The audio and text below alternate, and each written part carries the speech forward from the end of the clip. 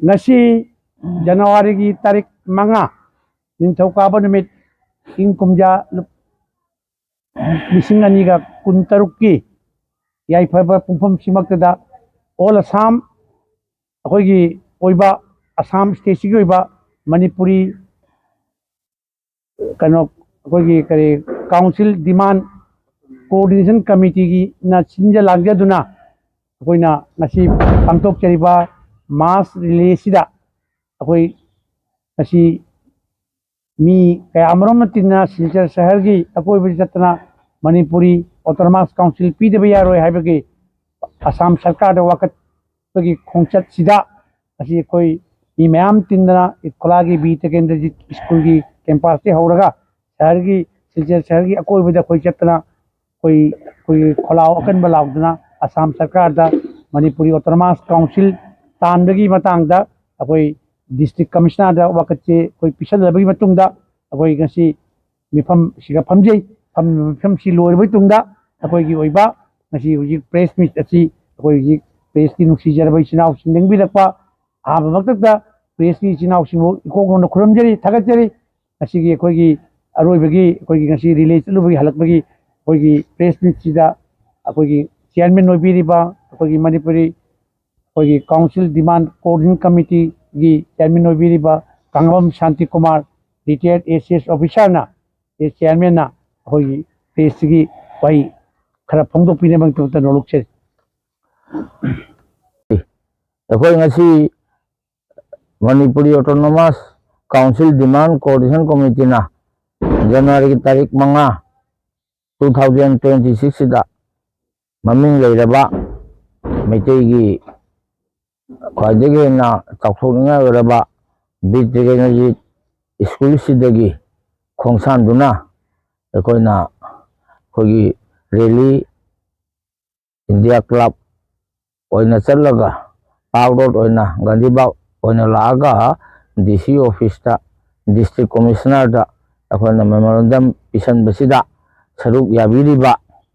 yabiribi Meitei masung Meitei pangali naw ichani che masung atopa mapangi intellectual sing laiba punamoku akoi gi release mai pan bi jamakta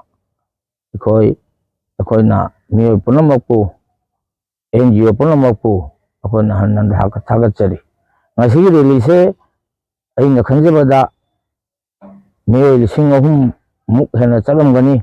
akoi release yamna successful na lawi maya blengi pasina akoi autonomous council demand coordination committee da thauna amasung koi pangal happy and rawi akoi na koi gi district commissioner da memorandum pisan do khoi tare changi akoi changbaduga district commissioner yam phajan respond to rei ma phajana hangi se karino adolai nai naiba mamangi middle yadav sahab ki matang da akoi na honorable CM sir da akoi memorandum pisan jarabani akoi na July ki tarik 10 da akoi Khudiram Bose ki mamang do akoi season demonstration tawjarabani akoi gi autonomous council Manipuri na talwasi phangdeba yadaba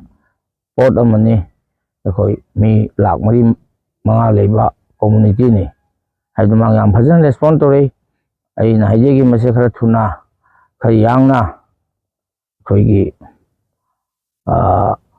honorable CM sir da memorandum thabiu akoi amuk hanasu songo hamda laksegani mayam lengi rokai jamakta hanna thagali adubu akoi gi autonomous council demand coordination committee gi magi jegi aigi oi lomda phami bi mayam se asegi holamanna moina change dana akoi aina chairman ro thauda batani chenbadi akoi nhalol sing halon akara akoi gi convener ko convener phami ba akoi convener phami ba working chairman phami ba akoi gi tu phami ba akoi gi OMC gi isa gumbani phami ba moi mayam ga atei akoi coordination committee de yauba atei punamangna punna chemina laga masigi release success oi mani akoi ꯊꯥ ꯃꯈꯥꯏ ꯃꯃꯥꯡꯗꯒꯤ ꯑꯩꯈꯣꯏ ꯑꯌꯥꯝꯕꯁꯤꯒ ꯐꯝꯃꯤꯟꯅꯔꯤꯕꯁꯤꯡꯁꯦ ꯑꯩꯈꯣꯏ ꯇꯨꯝꯕ ꯆꯥꯕ ꯈꯪꯗꯅ ꯆꯦꯜꯂꯛꯑꯕꯅꯤ ꯑꯁꯨꯃꯥꯏꯅ ꯑꯩꯈꯣꯏꯅ ꯄꯨꯟꯅ ꯆꯦꯟꯃꯤꯟꯅꯔꯕꯗꯤ ꯑꯩꯈꯣꯏꯒꯤ ꯗꯤꯃꯥꯟꯁꯦ ꯐꯪꯒꯅꯦꯅ ꯑꯁꯥ ꯇꯧꯏ ꯑꯗꯨꯒ ꯉꯁꯤꯒꯤ ꯂꯦꯡꯕꯤꯔꯛꯏꯕ ꯃꯌꯥꯝ ꯏꯆꯟ ꯏꯆꯦ ꯏꯆꯤꯜ ꯏꯅꯥꯎ ꯑꯍꯜ ꯂꯃꯟ ꯃꯩꯇꯩ ꯑꯃꯁꯨꯡ ꯃꯩꯇꯩ ꯄꯥꯉꯜꯒꯤ NGOꯁꯤꯡ ꯃꯌꯥꯝꯁꯤꯅ ꯑꯁꯨꯝꯅ ꯀꯣꯟꯇꯤꯅ꯭ꯌꯨꯁ ꯑꯣꯏꯅ ꯁꯞꯄꯣꯔꯠ ꯇꯧꯕꯤꯔꯕꯗꯤ ꯑꯩꯈꯣꯏꯒꯤ ꯑꯣꯇꯣꯅꯣꯃꯁ ꯀꯥꯎꯟꯁꯤꯜ ꯐꯪꯗꯅꯤꯡꯉꯥꯏ ꯂꯩꯇꯦ ꯑꯩꯈꯣꯏ ꯑꯣꯇꯣꯅꯣꯃꯁ ꯀꯥꯎꯟꯁꯤꯜ ꯐꯪꯐꯝ ꯊꯣꯛꯏ ꯑꯩꯈꯣꯏꯅ ꯆꯦꯟꯖꯔꯤꯕꯁꯦ ꯍꯧꯖꯤꯛꯀꯤ ꯅꯍꯥꯔꯣꯜ ꯑꯃꯁꯨꯡ ꯇꯨꯡꯒꯤ ꯖꯦꯅꯦꯔꯦꯁꯟꯒꯤꯗꯃꯛꯇꯅꯤ ꯇꯨꯡꯒꯤ ꯖꯦꯅꯦꯔꯦꯁꯟꯒꯤ ꯃꯅꯤꯄꯨꯔꯤ ꯀꯣꯝꯃꯨꯅꯤꯇꯤꯅ ꯃꯥꯏ ꯄꯥꯛꯅ ꯉꯛ ꯊꯥꯡꯒꯠꯅ ꯑꯃꯁꯨꯡ ꯊꯧꯅꯥ ꯂꯩꯅ ꯍꯤꯡꯕ ꯉꯝꯅꯕꯒꯤꯗꯃꯛꯇꯅꯤ ꯑꯁꯤ ꯍꯥꯏꯔꯒ ngasi lengbi lambi mayam punamapu hannana kholamjaraga losinjare mayam matungdasu akhoi support tawu mayam punam hannana thagatjare. Thank you.